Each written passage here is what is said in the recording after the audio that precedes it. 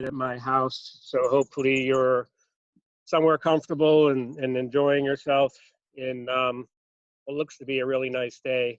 So I wanted to come out. So if you hear birds every once in a while, we have a lot of birds around here. And I want to thank Julie and WEDAC for allowing us to do this. I also want to give a real special thank you to the staff members of St. Vincent College Prevention Projects. You guys are wonderful, and it's awesome to work with you. And then everybody who's here, you're here for a reason. You want to obviously learn about vaping and different things of that nature, but you're here because you want to give back that information to the community, to coworkers, to friends, family, whoever that might be. So hopefully you'll get some good information. Before I forget, at the end of this, I think it's being recorded. I'm pretty sure it's being recorded. We have a reference form where I got all my information from, a lot of great references and so forth. And that's where everything you're going to see, where I get my information comes from, the people that are out there doing the research and getting that information. So as you can see on the screen, I have a couple elephants. And the reason for the elephants is for you just to look at. They are wonderful creatures. And one of the things that's interesting when you look at that, and what's nice is I learn a lot from my students. And I didn't know this, I'm sure some of you know this, but if you look at those elephants, if you want to try to determine where an elephant's from, you look at the shape of its ear. So if you look at those elephants, it looks like Africa. Those are African elephants.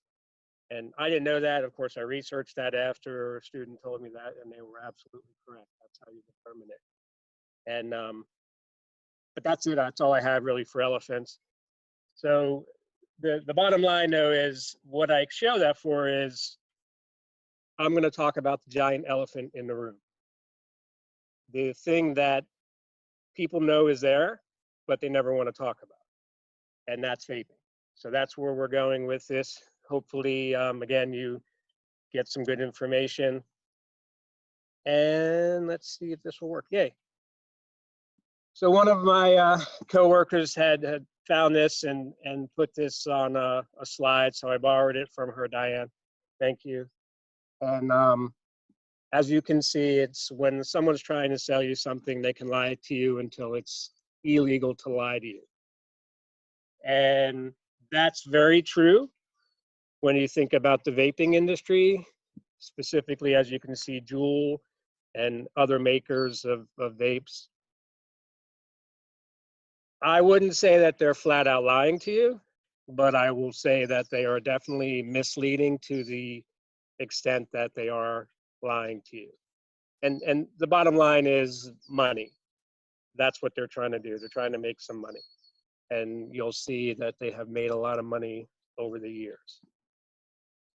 Yes, and I have to move this over. This is a flow chart when the vaping situation got really bad. It was the beginning, and any teachers on here and people in treatment and prevention would know around July of 2019, they started getting notifications about there being a major problem with the people coming into hospitals having respiratory problems, and they really had no idea where it was coming from. And one hospital in one area would have a predominantly healthy person come in there in complete respiratory failure, and they didn't know why. And then they started reaching out to various hospitals, and as you can see, the CDC, Center for Disease Control, got involved, and they started looking into this.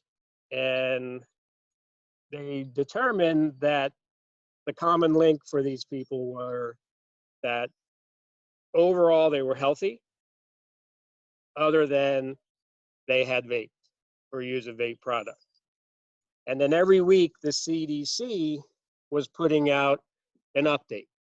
And that's where I was getting my information at cdc.gov. and they're a little busy right now with the other thing that's going on right now, and I don't want to say the word because I think we've heard enough of it right now. But you can see that on October 1st, there were 18 deaths in 15 states, and the common link was because of an e-cigarette or a vape product. Then October 8th, we went up to 26 deaths in 21 states, and then each week we got more and more, and then by November 20th, right before Thanksgiving, 47 deaths in 25 states. So what you were looking at is, yeah, does that seem like a lot of deaths? No. But when they're healthy people and the only thing that they've ever done really bad in their life was vape, that made for a lot of concern. And the CDC, up until that point, hadn't even had a name for what it was. And then you can see on the left side of the screen, if you're looking at the screen like me, EVALI.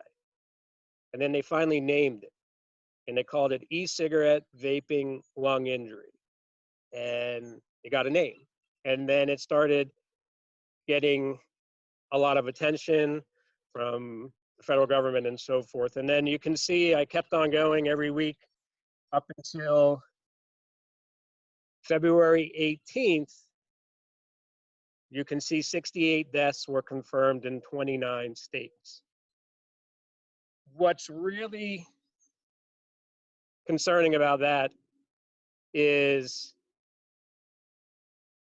if you look at that again, that's not a lot of deaths. But when you look at that spread out over 29 states, it's not an isolated incident. And the way I usually explain this to my students, and I'll explain it to you, is for 20 years, I was a state police officer. I retired in 2015 and started with St. Vincent College Prevention Project. And 8 of those years, I worked undercover narcotics. And I was in the drug world. So I got to see a lot of things firsthand, how things happen and what goes on in the drug world. And you might hear at times where somebody would say, like we had obviously a heroin problem, an opioid problem, where people were overdosing quite often and unfortunately dying from heroin or opioid overdose. Then sometimes people would come out and say, which I really didn't like, there's a bad batch of heroin. There's no good batch of heroin, right? Let's just put that out there.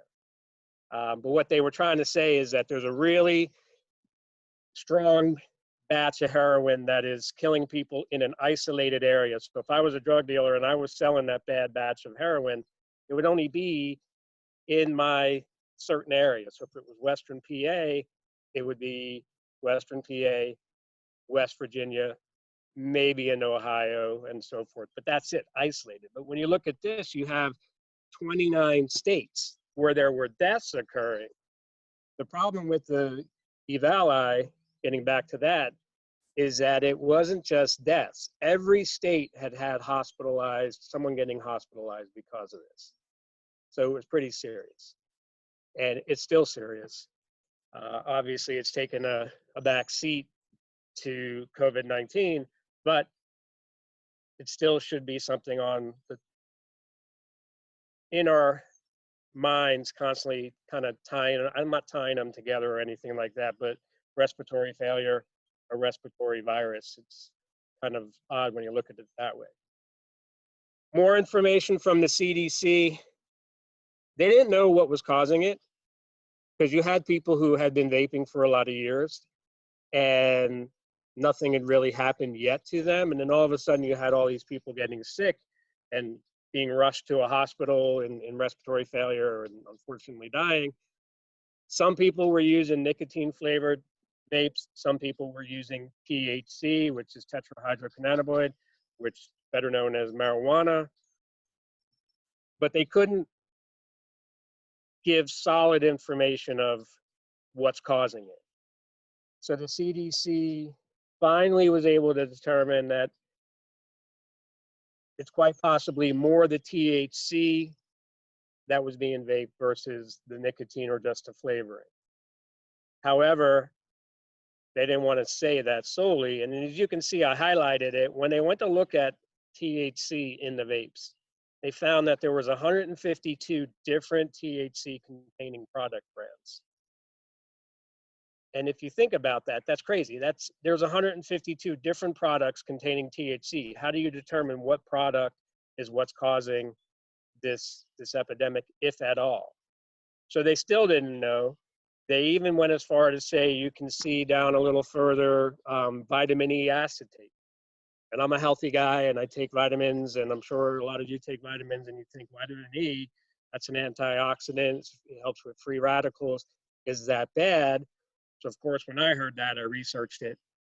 And when you take vitamin E as you're supposed to, it doesn't hurt you. But supposedly when you take it in a liquid form, and especially vape, and you heat it up, it does something really bad to the lungs. So they were looking at that as well. But again, they still couldn't say, yes, it was vitamin E acetate, or yes, it was THC. It was a mixture of both. And then in red, you can see there, so they basically, the CDC gave their recommendation. While they're investigating this, tell people to stop. Tell them to just stop vaping. How easy is that going to be? Think about that. Especially you in education and in recovery treatment, people that are addicted to the nicotine or whatever, you're going to tell somebody, stop. Are they really going to listen to you? No. So that's where we were up until February and continuing till now. This slide is just, if you want some information, another website, again, it's going to be on the references, is NIDA, National Institute of Drug Abuse, in conjunction with the National Institute of Health. They have, again, I have it on the reference form. Links you can go to. The head of NIDA will tell you why teenagers vape and why do they vape. I'll tell you, it's cool, it's trendy, and because people are telling them not to do it. Think about like things in your life, you know, why you did certain things and pressures and so forth, but you find out you shouldn't be doing something. A lot of people are like, hey, I'm going to do it just because you tell me that I can't do it. And that's what the students tell me in the schools. I always find the best source of information, and I hope you guys do this too, is the people that are actually doing it. When I was in the drug world, for undercover and for work purposes, put that out there, basically, I would learn from what I was seeing, but I would also go to the people after. Unfortunately, I would arrest them or whatever it happened in the case. They weren't always happy to realize I was not who I said I was, but I also was trying to get them help, get them out of that world and get them into to a new life. But I also wanted to find out, how did they get involved with drugs, what led them to that kind of lifestyle and so forth. And they were usually pretty open to talk to me. High school students, middle school students, they want to talk. They want to give you the information.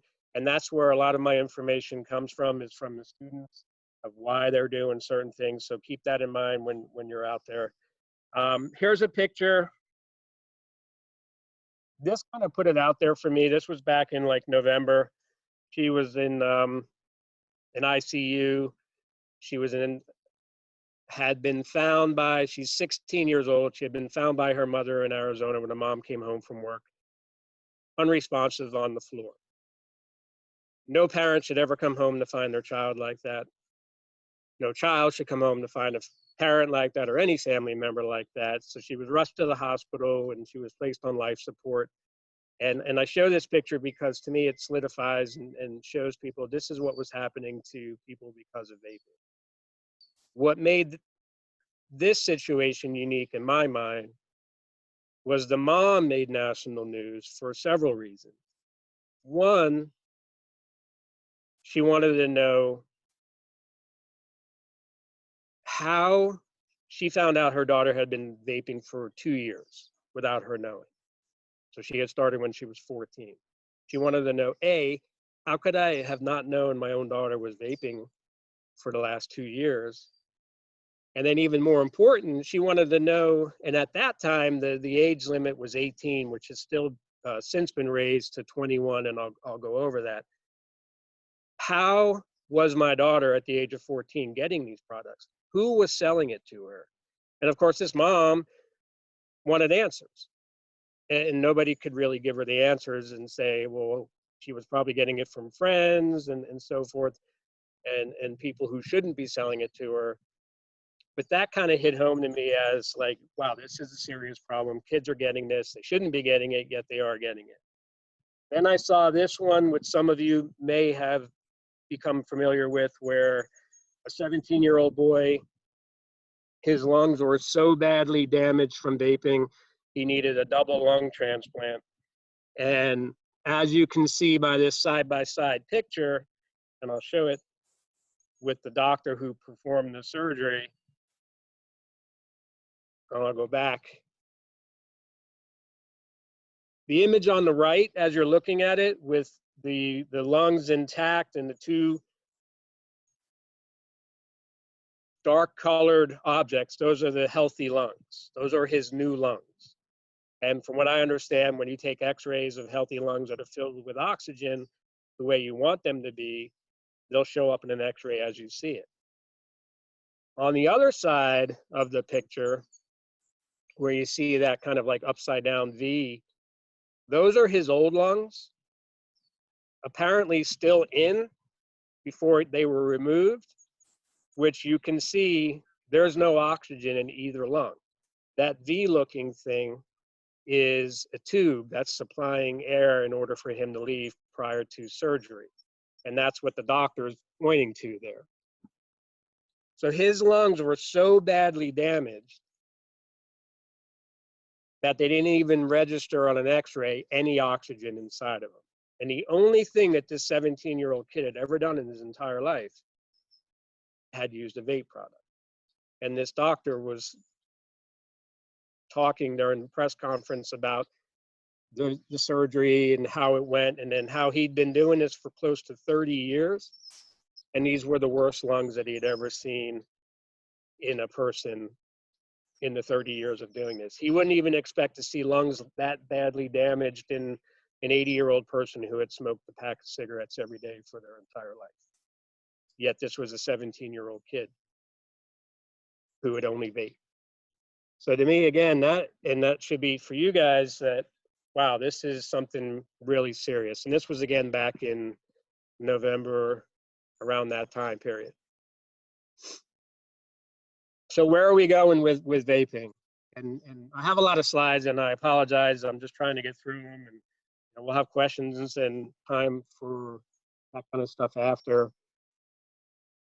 Obviously, with what's going on right now in the world, in our country, stay-at-home orders, and what we're doing right now, there's a lot of stress, fear, anxiety, and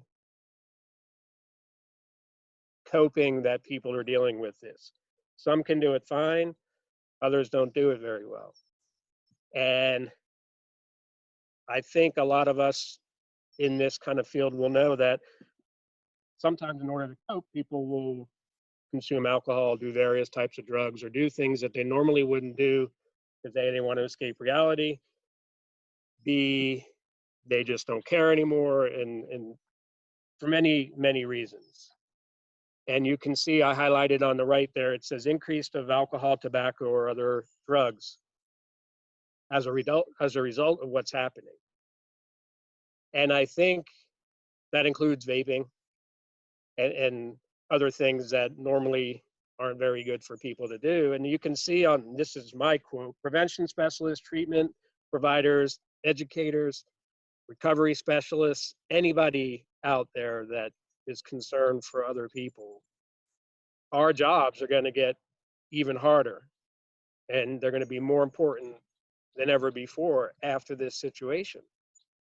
Because I think you're going to have people that have an attitude of, well, we survived this, we can survive anything. And so what if I vape, what's the big deal? And so what if I get a little bit of a breathing problem or what have you? And that's something that we're going to have to deal with. And that's why I put that there for you guys to see and understand. Hi. one of my daughters just came out. By the way, the reason I'm outside mainly is I have 4 daughters, so they're all in the house. So this is my safe place out here, and one just came out. So see how that goes. Well, actually, I'm glad the one that came out, because as the next screen here, I have, she just had me watch this the other night. I don't know if anybody's seen this movie. It came out in 2016, 2017. It's called Nerve. And it's a very interesting movie. And basically the bottom line is you have Emma Roberts and Flacco, or not Flacco, Dave Franco, yeah, cute boy there on the left. They're the main characters in the movie. And what it is there's an app, and you get dares. And throughout the night, the more dares you do, the more money you make. And at the end of the movie, the goal is to win. The nerve is to make the most money, and the dares get a lot more risky, very risky. And I thought it was interesting that I'm talking about vaping, and you see the quote up there: teenagers will do what they're going to do just because, whether or not there's consequences or not. And that was kind of the point of this movie, is we as adults will say, you know, we shouldn't do that. We know we shouldn't do that. We've lived that life, and we can talk it and chalk it up through experiences. But the teenage brain, we know, is developing differently, and they want to be socially accepted, and they want to stand out. They're going to try things. And right now, that's vaping, and that's other things. So if you want to watch a movie that's good, we're all binge watching movies, I assume. Netflix, it's an excellent movie. I think it's on Amazon. I think you might have to pay a little bit of money for it, but it's well worth watching.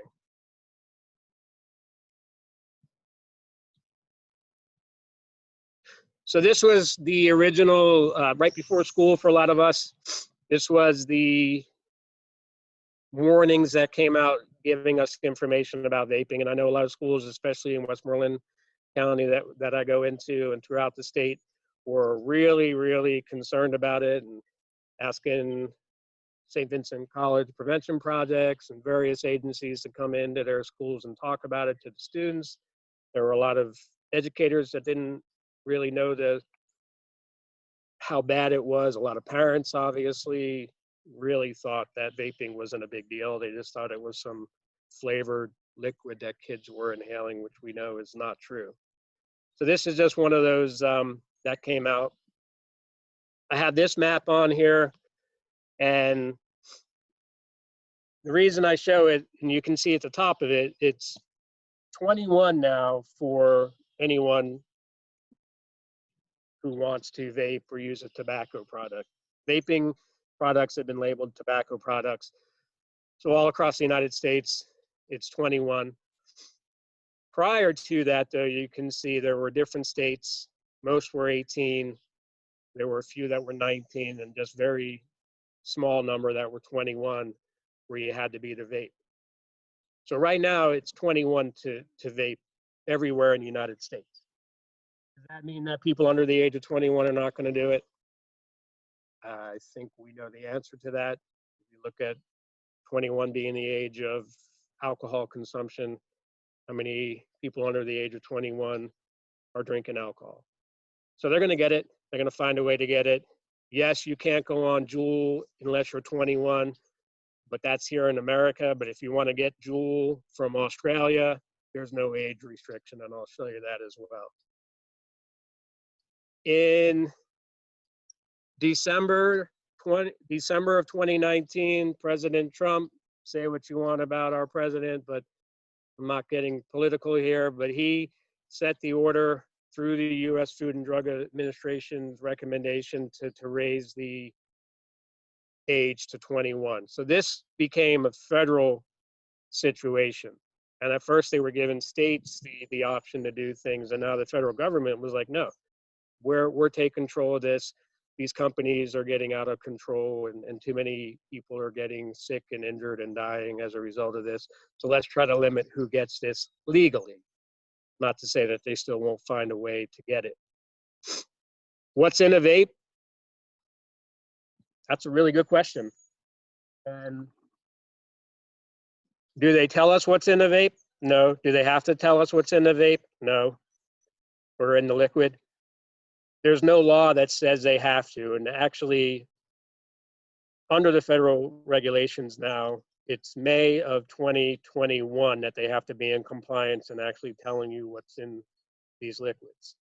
Of course, I don't want to tell you what's in it because there's carcinogens, there's cancer-causing chemicals in there that are very bad for you, just like what's in cigarettes and different things. This is where I said, are they lying to us? No, they just don't have to tell us. Because if they told you, the smart, educated person would look at that and say, yeah, I don't really think I want to put that in my body. But when you're a kid and you're not being informed of that, what's the big deal?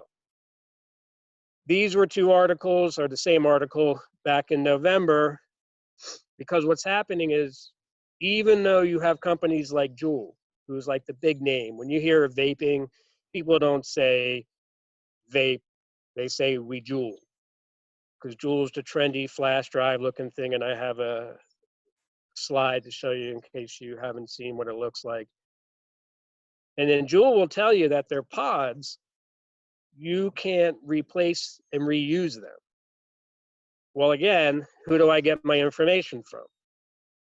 I go to the websites and I go to the CDC and the NIDA. I go to the kids and they share that with me. They're like, oh no, Mr. Norton, what are you talking about? You can reuse a Juul. You just have to be really careful of how you put it back together because it may leak, and that's bad when it leaks, but you can reuse it. So you can put whatever you want in there. So what people are doing are selling various types of liquids or the juice, you want to call it, in a vape, and then they're adding stuff to it. And right here, you can see 2 high school students from West Virginia, they overdosed because there was heroin in the liquid. So again, people think, well, it's something that you can buy legally. How bad can it be? Well, there's your answer. There's things in there that you do not know. And again, for lack of time, I'd go into that more, but I want to get on to some other things. Monitoring the future through NIDA. They do a survey pretty much almost every year, and they ask students from across the country, United States, various schools. I think Westmoreland County may have 1 or 2 schools that take part in this. And Pennsylvania has their youth survey, which I'll show you that slide as well.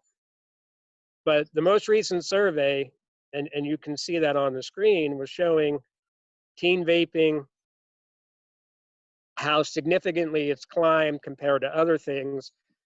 And this is nicotine vaping. This is where students say, oh, I vape and I know there's nicotine in there. Well, unfortunately for a lot of people, they don't realize there's nicotine in all vape products.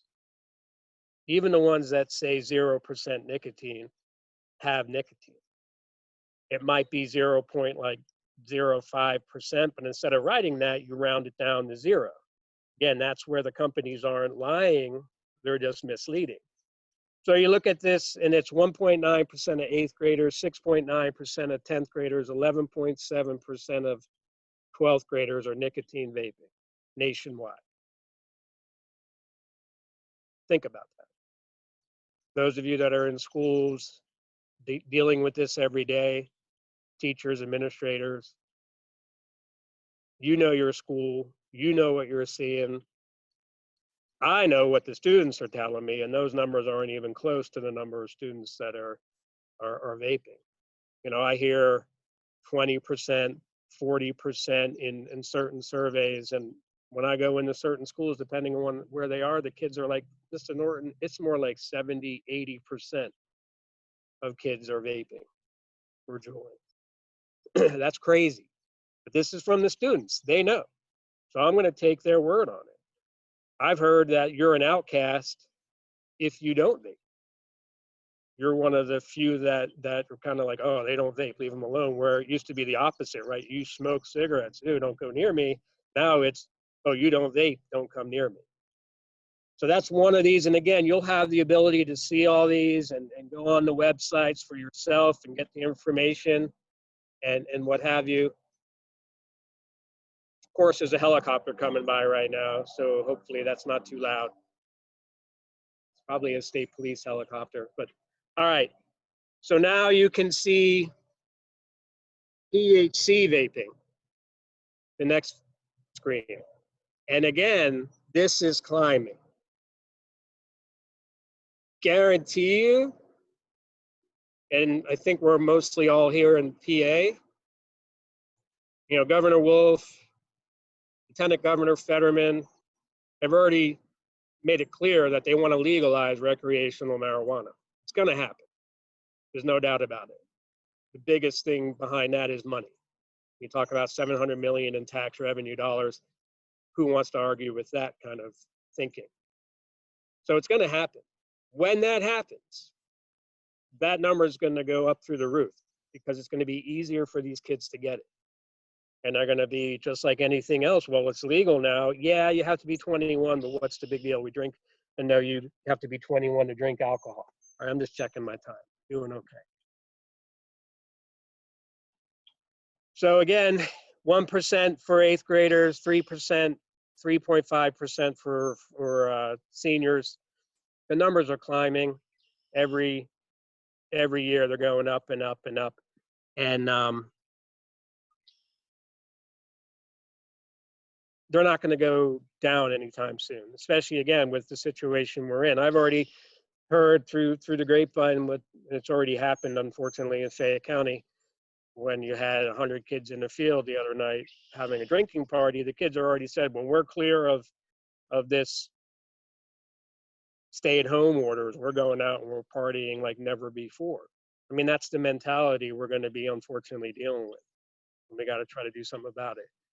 Another survey that came up from NIDA is why teens vape. And you can see for yourselves, and I have to get close to see it. You know, a lot of them right there, the main one is to experiment, what it's like. Everybody else is doing it, so let me see what's the big deal. And this is common for anything from smoking cigarettes to drinking alcohol to trying certain drugs. And it's not going to stop. They're going to keep trying, they're going to keep doing it, and we're going to keep having this battle to figure out how we're going to stop young people from doing it. I'm going to just go through these next couple slides real quick. This is just the year before, 2018, the same survey. So I just updated my PowerPoint. So just bear with me as we go through this. This is alcohol, marijuana, vaping. You can get anything from NIDA that's beneficial to, whether it's heroin, cocaine, alcohol, prescription pills, whatever. They're great. They have information. This was another, before the federal government started banning certain flavors of vape products and what have you. These were the favorite flavors for 8th graders, 10th graders, and 12th graders. And you can see mango was the common one, a mint flavor, cream, all these cool flavors. And this is what was really appealing to the kids. It tastes good. It doesn't smell. When you ask a student, well, why do you vape? You know, you're not going to smoke, and they'll tell you, ew, smoking is disgusting. You smell, and you have an odor, you have a taste. Whereas you got something that tastes like mangoes, you don't smell bad, you don't taste bad, and that's what is appealing to them. This was the 2017 A survey. It's the Pennsylvania Youth Survey, and this was for Westmoreland County. I believe Julie and I talked, and the 2019 survey is due out here very shortly, and that's good. And I'm positive you can see from these, this is again 8th grade, 10th grade, and 12th grade. Cigarettes on the left, vaping on the right. Cigarettes, the percentages are very low, or significantly less than than the vaping, and again, for reasons I just explained. This is when I ask my students, and this is just Westmoreland County. You can go on the pay survey and put in your county and see what your county is showing for 2017 and soon to be 2019. It's every 2 years. And the one on the right where you see the blue, which is 12th grade students, that number is like around 30% in Westmoreland County. And when I show this to my students, they laugh. And they tell me, no way, Mr. Norton. And again, it's 2 years ago. They say it's double and even much higher than that. So again, these are good surveys, and I'm glad we have them, and we need them. But the kids are going to tell you, and every school is going to be different. But those numbers are going to be significantly higher come the one that comes out here in the next month or so. Schools are doing all kinds of things. Again, I'm just going to go through this again real quickly in the amount of time that I have. This is from the Truth Initiative, what schools are doing. You know what your schools are doing and so forth. And they're doing their best. They're trying to do something. But again, you have to think of a kid. You tell a kid not to do something, some kids will say, okay, yeah, you're right. I'm a good kid. I don't want to get in trouble. Other kids are going to be, don't tell me what to do. I'm going to do it just because you're telling me not to do it. All these things are great, and we need them. But so far, I don't know how much of an effect they're having on stopping them. All right, so here's some pictures real quickly. There's a Juul, in case, as I always joke, you're like Patrick Starr and live under a rock and never seen it before. It looks like a flash drive. And before I knew about what a Juul was, if one of my daughters would have told me the one on the right there that's in the computer, and if I would have seen that and they would have said, oh, that's for Wi-Fi or something, I would have been like, oh, okay, cool. I wouldn't have known. And that's what a lot of people don't know. And they're easy to conceal. They're easy to carry. They look like a flash drive. And they were the big trend. For a while there, Enjoy it used to be what I call a poor man's Juul. It was the 99-cent version that you could buy that whole setup right there for 99 cents. Juul, $40 for that. 99 cent, big difference. And the Enjoy, you could reuse those pods. And on the right, the little thing, the smaller black item there on the right is the pod, is the replacement. It's where the liquid and the juice is. You can reuse them and put it in and fill them up. So that was the big thing. Well, of course, who do I get my information from? The students. I was given this not too long ago, and they're very candid, sometimes too candid. But the one boy raised his hand and said, Mr. Norton, that's no longer 99 cents. And it's now $25. So what they did is they were getting these kids to buy it at a cheap price, take them away from the Juul, and then they got them, and then they raised the price. So he basically told me that this is the new poor man's version. It's the 99-cent version. And of course, I fact-checked him, and he was right. This is the one that's 99 cents. Who knows right now if it's still 99 cents, but this is the one that was 99 cents. The key to this, though, is what I try to explain to the kids is if that's 99 cents, or at one point that was 99 cents, and this has always been $45, does it cost a lot to make this? Absolutely not. It's going to be less than 99 cents to make it. You're not going to be in business if you sell something for less than what it costs to make it. This is why Juul became such a huge multi-billion-dollar company. They were getting people to use their product, getting them addicted, and then kids and people that used it kept on buying it when it didn't cost hardly anything to make it. So I have them thinking like that. I'm going to go through this real quick. I want to show you this. All vape products, all e-cigarettes, all tobacco products have had the warning on there. Juul now and all vape companies have to put that warning on there as you see. This product contains nicotine. Nicotine is an addictive chemical.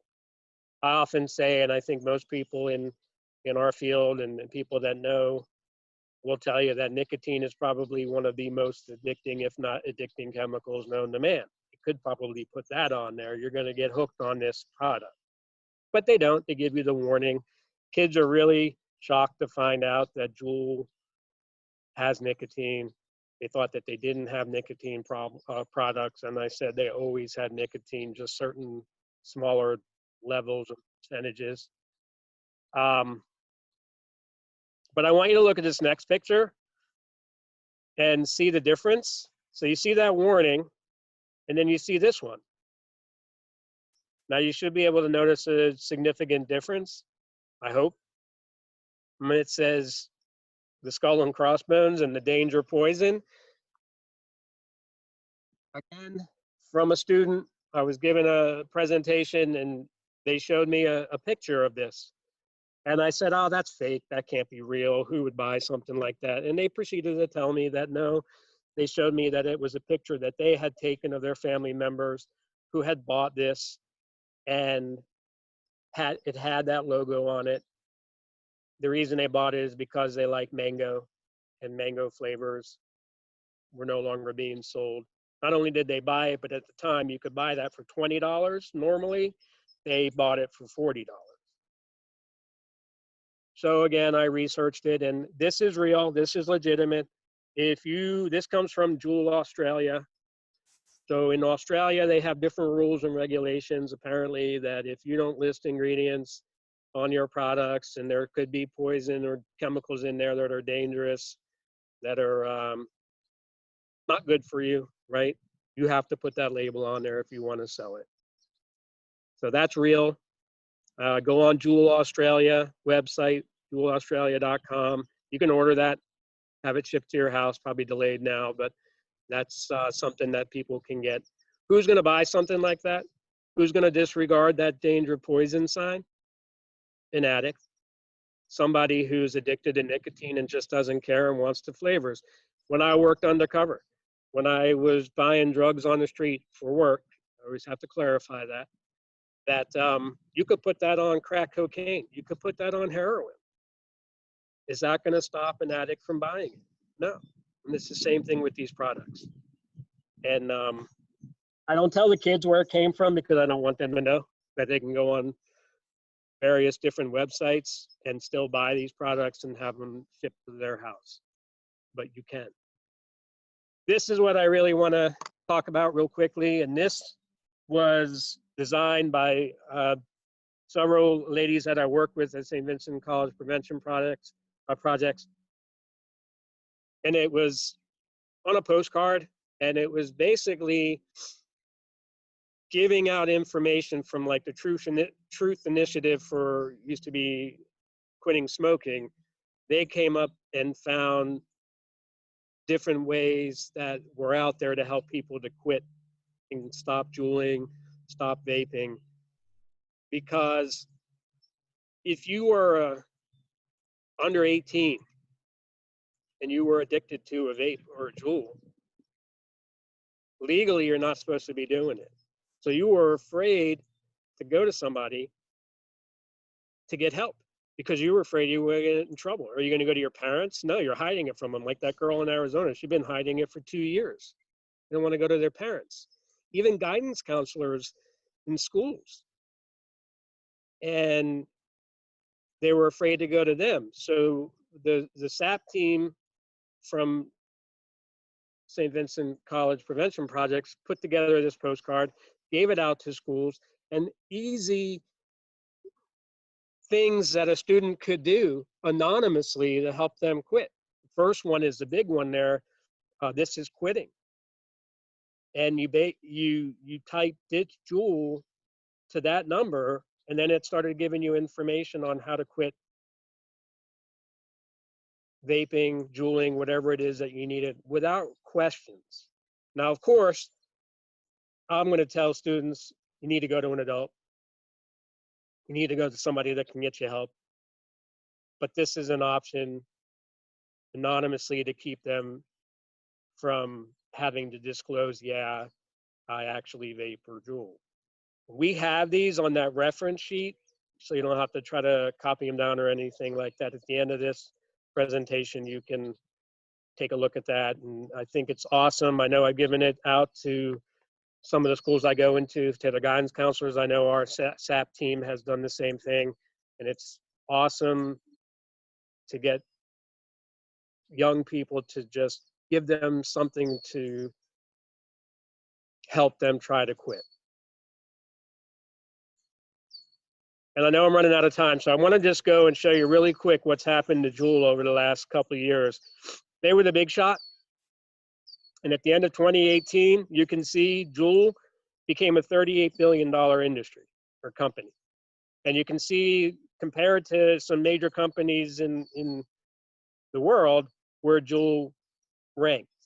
And Uber, of course, I don't Uber, but for those of you that Uber, they're worth a lot of money, 70 billion at the time. But if you look at Juul, they're green on that chart.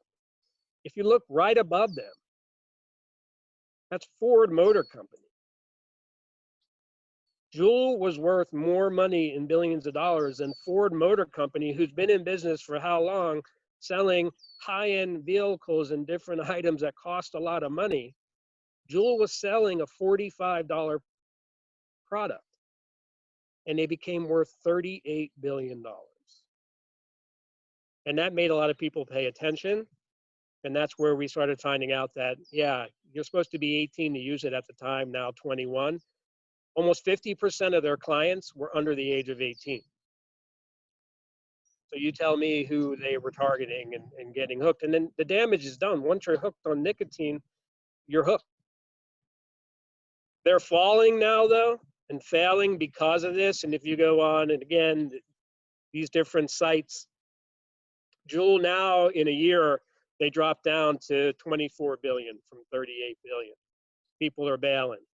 Their CEO stepped down somehow right around the time the federal government was going to investigate them. So kind of makes you think, you know, really where their mindset was.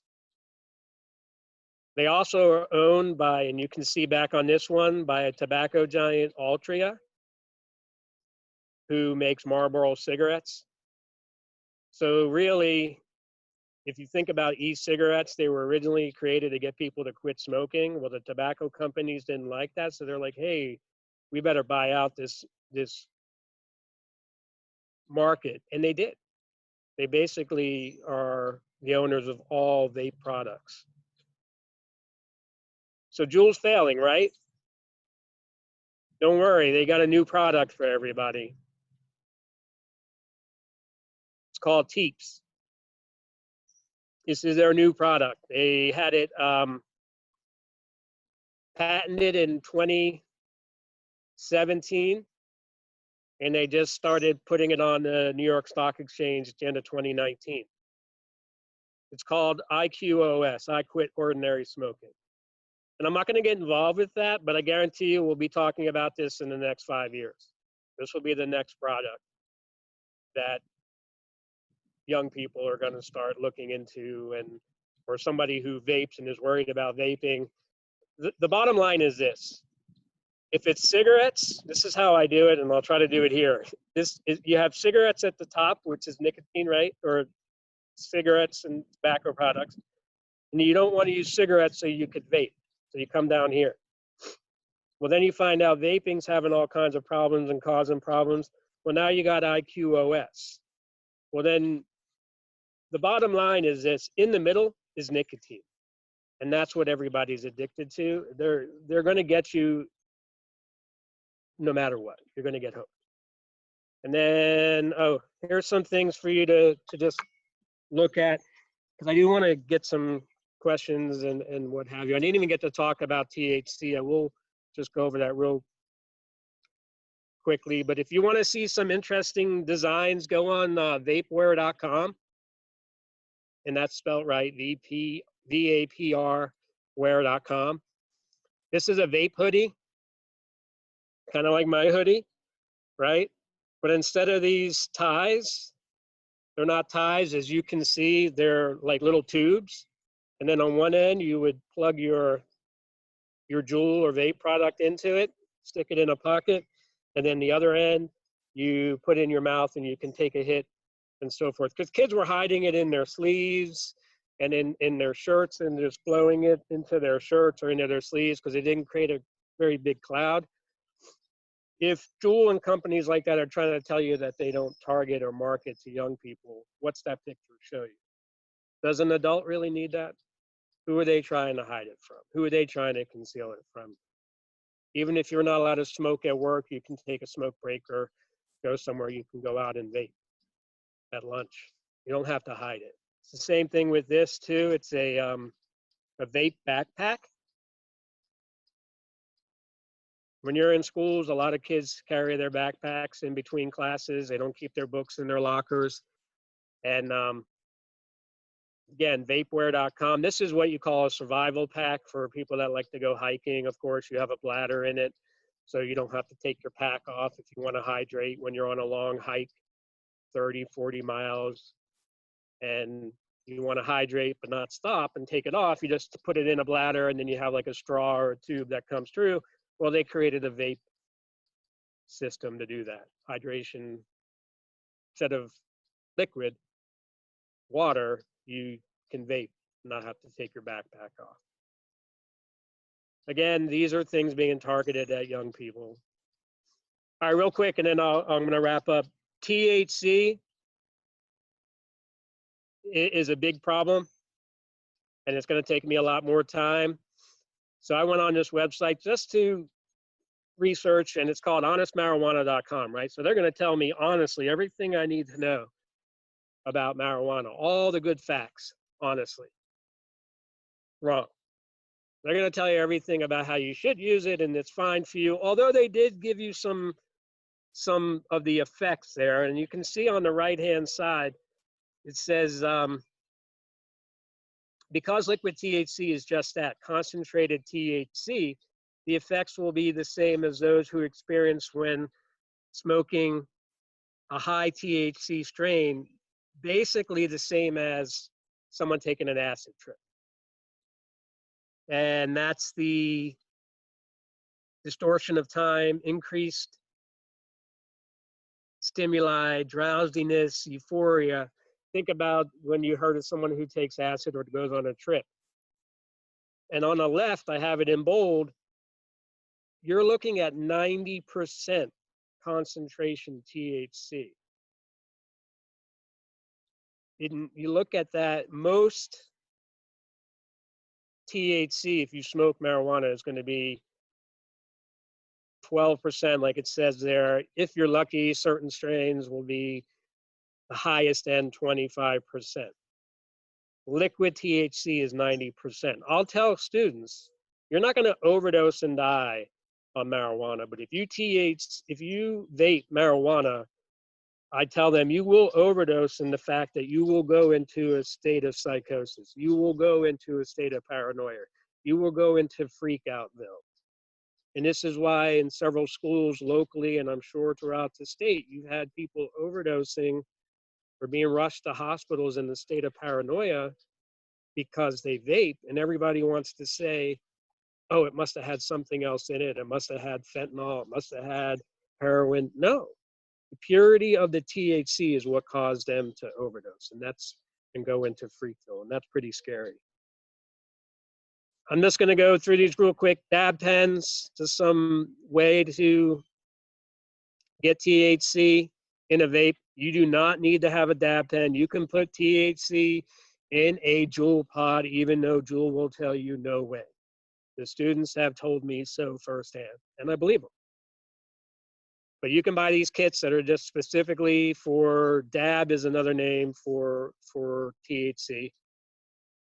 It just comes in a wax or a liquid, and it's easy to conceal. It looks like lip gloss that you can put your finger in. I know my daughters have those little thingies and put them on their lips. And I'll end on this. You can see those are the flavors for certain types of vapes.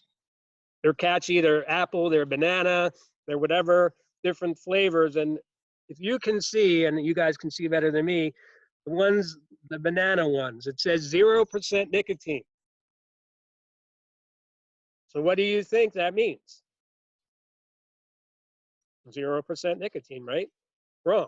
This is where they're not necessarily lying to you, but they're not being truthful or they're misleading. And the way they do that is this.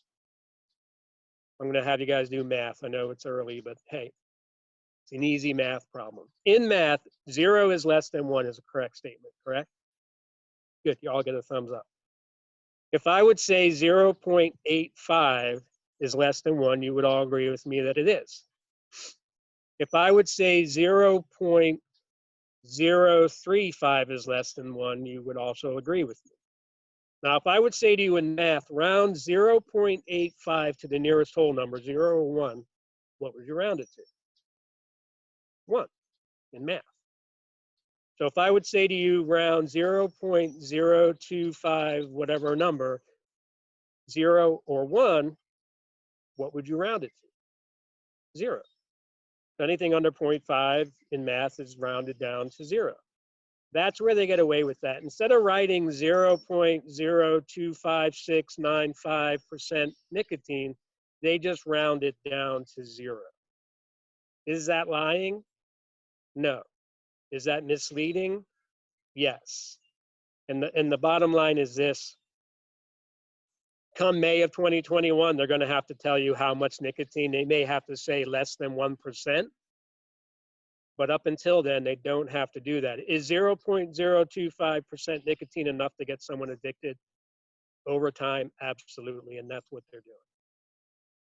So I'm going to end it there. I open it up for some questions that Julie, and can I do the questions? Or, and there's a lot I didn't go over, but I also wanted to just make sure I hit on some key points. It's really weird talking and not having anybody respond and seeing your happy faces. I know you all just were so happy and excited.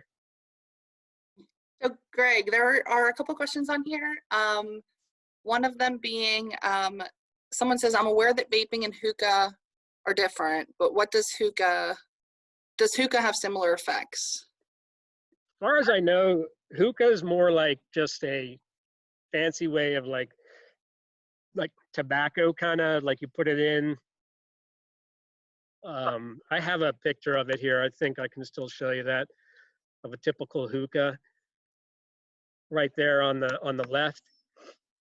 And you have hookah bars. I'm assuming there's nicotine in it. I don't know much about hookah other than it's just another tobacco delivery. I guess you can have flavors and you can have various types of hookah contraptions where several people could be sharing, one device like that, but with different hoses. But it's just another way of getting nicotine. So yes and no, if that answers the question on the hookah. Probably not, but. Okay, is the movie Nerve recommended to watch with your teens? I watched it with all my girls. I'm a little different. It's a PG. What do I have on there? Peyton, what was Nerve? PG-13? Yeah, I would say it's something that, to explain to them just, the effects. It deals with high school students, so I would say high school age for sure. I mean, I was just saying something that, to me, it's just teens are going to do what teens are going to do regardless of consequences. So I thought it was just something that could show you that the extreme that teens will go to without thinking things through. So that's why I showed Nerve. Any movement to get vaping use specific questions on hospital admissions? Any what? Any movement. They want to know if they're going to put vaping use specific questions whenever somebody gets admitted to the hospital. They were doing that when this whole thing started, and that was the unique thing is you're a 15-year-old kid and you get rushed to the hospital because you are in respiratory failure. You've been playing it off like it's allergies or something. And then you get asked certain questions by the nurse or the attending nurse and then the physician or what have you. Well, do you do any drugs? Do you drink? And those are basic questions from what I understand. And then they're going to ask you the vaping, and you're 15. What do you think your answer is going to be? No. And then that's what they were struggling with at first. And then they had to be like, you have to tell us. And then finally they would be persuaded to tell the parents.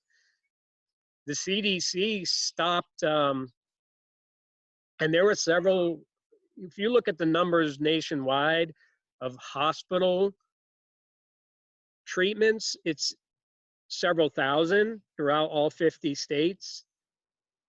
The CDC was in the beginning even looking at like doctor's visits. They just stopped doing all that altogether and just started looking at hospital visits to determine that. The bottom line is, even good parents, kids are going to be hiding it. I had a friend, when I showed this PowerPoint, he's a retired police officer, and he said, listen, my daughter, she's 18, same thing happened to her, just not as bad as that girl in Arizona, where we just kept thinking it was allergies, and finally they took her to the doctor, and the doctor asked a question, and she finally told her mom and dad, yeah, I've been vaping for the last 2 years. And he's a police officer, right? He's trained to kind of know these things. And he said, how didn't I know? And she was like, Dad, I'd go up to my bedroom, close the door, light a candle, have an incense burning, open my window, and it just masks the smell. I think it's a good thing for hospitals to definitely ask those questions. And I think a lot of parents just have to really talk to their kids about it, for sure. Okay. Someone says hotline numbers would be great. I didn't hear that. Well, can you hear me now? Yeah, I did. Yeah. Sorry. Someone said hotline quit numbers would be great. That's, if they want those, Julia, remind them that on the reference page that we have at the end of this, that's going to be all there for them. Perfect. Thank you. So would IQOS then be a loophole for any flavor bans and FDA ingredients list compliance? It's so new. So the government obviously has got their hands tied right now with some other issues going on.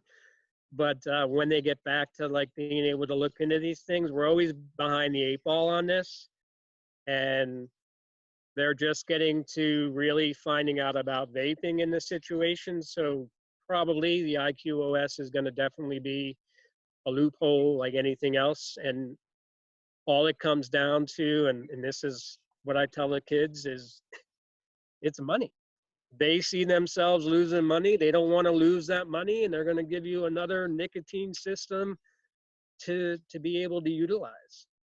And I don't know what it all entails with the patent that they got on it, but they're already selling it in Europe, from what I understand. It's already on the stock exchange. People are going to invest, and it's going to boom. I did show it to the kids, and they don't think it's as cool looking, so maybe it won't be as bad with kids. It'd be more towards the adults, but they'll make it more appealing somehow and get young people to want to buy it as well. Okay. Someone here just put hookah is flavored tobacco. I saw that, so thank you. That's what I thought, and it's just like, so it'd be like vaping. It's just not tobacco. Vaping's just liquid. Hookah's back to like burning.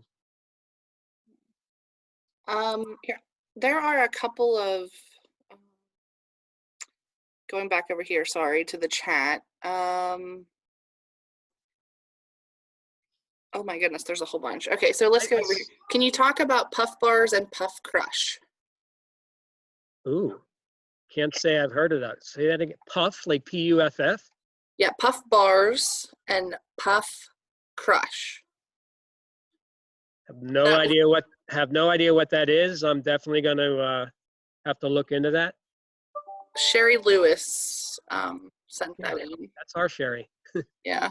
I'll have to ask her about that. Okay. Well, here, maybe, I don't know. I saw one here, and I was scrolling down. What are your thoughts from Lauren on adults replacing smoking cigarettes with vaping. The original purpose for e-cigarette was to help people to quit smoking. If you follow doctors' guidance and how they get you to wean off of the amount of nicotine that your body craves, then I think it definitely is positive for people as long as they eventually stop vaping as well and follow the guidance of a professional. But if they try to do it on their own, they're never necessarily, I shouldn't say never, they are going to have a more difficult time weaning off of that nicotine over the time, because it's just going to be a replacement at that point. Okay, so someone has on here, so companies don't have to tell us currently what is in any of the vape products at all. Not until May of 2021 is from what the original guidelines were. Now, when you try to look up stuff, it's kind of shaky and trying to figure that out for sure. But from what I understand, by 2021 May, everyone's going to have to be in compliance, just like you have ingredient labels on food that you buy. They're going to have to tell you what's in there, or at least say there's cancer-causing agents, and then they're definitely going to have to tell you the amount of nicotine that's in there. Even if it's a trace amount, it's going to have to say less than 1%. There's some clarification here on the puff bars. Yeah. Did you see this? Puff bars get around the flavor bans because they are single use, not pods or refillable tanks. Oh, so they're just like a buy one, throw it away kind of thing. Okay. And they come in 20 flavors, Sherry says.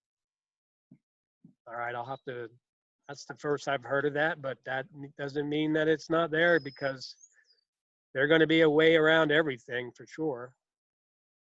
And Puff Crush is a flavor add-on. It attaches to the mouthpiece and delivers additional flavor. Okay. Yeah. I learn too every day. This is good. Yeah. With the new Juul product model you talked about, is the cartridge content the same, or are they coming out with a new, stronger version with the new pens? No, they're doing, from what I understand, they're not doing a stronger version. If you're talking about nicotine, they're trying to get it down to 1.5% nicotine.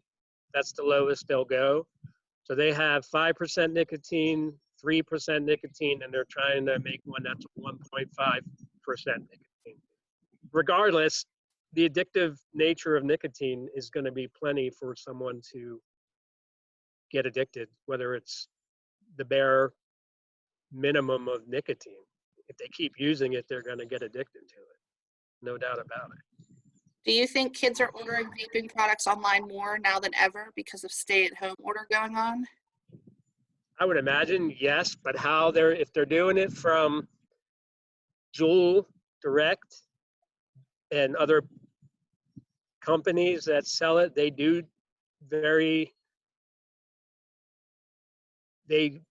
want to confirm that you're over 21. And I tried it with Juul. They'll actually send you a text with a code, and then you have to put the code into the Juul site, and then they ask for your email address, and then they send you some more information, and then they want a copy of your driver's license, your birth certificate, military ID, things to verify that you're 21. So if they're not 21, at least through Juul in the United States, they're not going to get it directly. But I'm assuming that if they have someone else that's willing to buy it for them, that's how they're going to be getting it. Okay. Lori Moorhead asks, did the e-cigarette originate in China? If so, what was the year?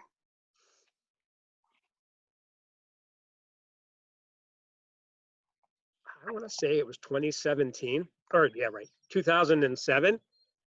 And yeah, it did originate in China.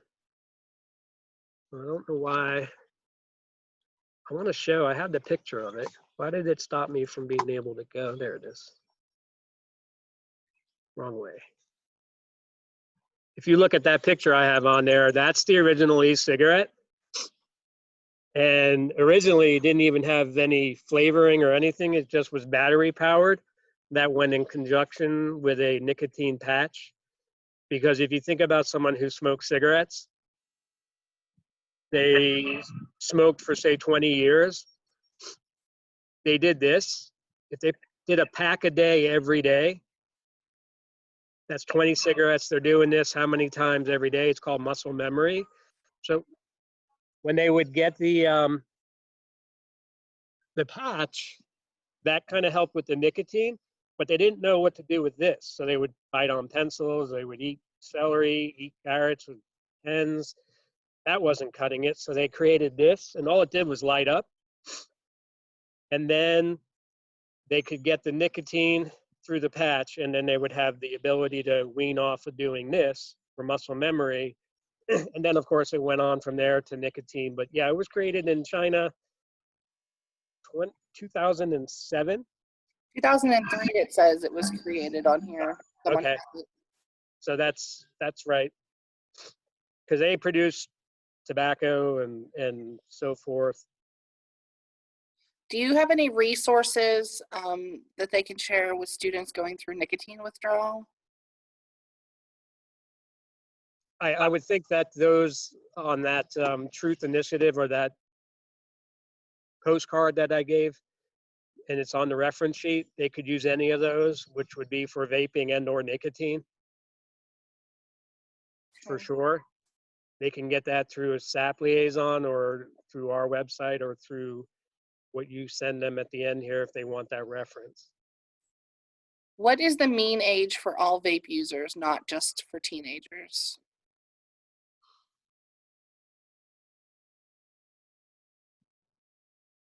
I would say I don't really have an age, not just teenagers. I will say though, when you were talking about these e-cigarette, the EVALI cases, that was 24 was the mean age. And 52% of the patients who either were hospitalized or died as a result of it were under the age of 24. And Sam Maggio burned herself about a year ago, and they asked her if she vaped then. So she was asked vape questions when she was admitted for a burn. Oh, okay. Yeah, because that happens a lot too. That's one of the dangers.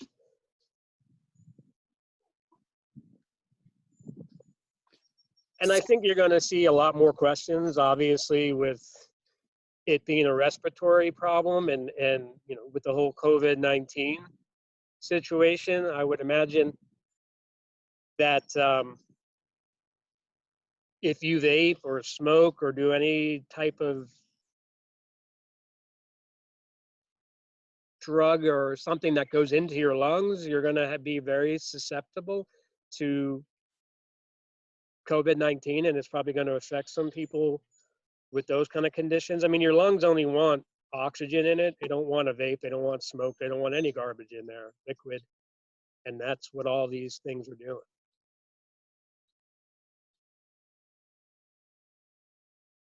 Okay, I don't see any more questions unless anyone has any more.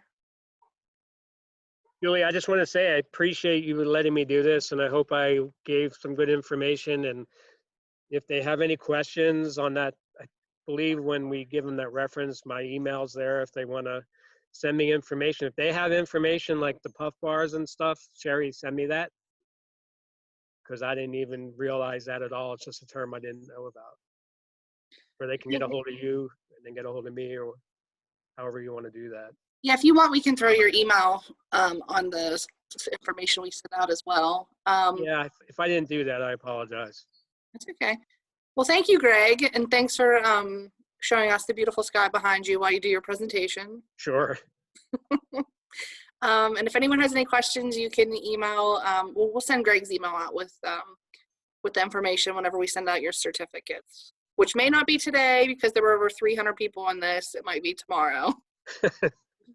All right, that sounds good. And everybody be healthy. And thank you very much for allowing me to come into your homes or wherever you might have been. That sounds really creepy. Never mind. Thanks, Greg. See ya. Thank you, everybody. Bye-bye.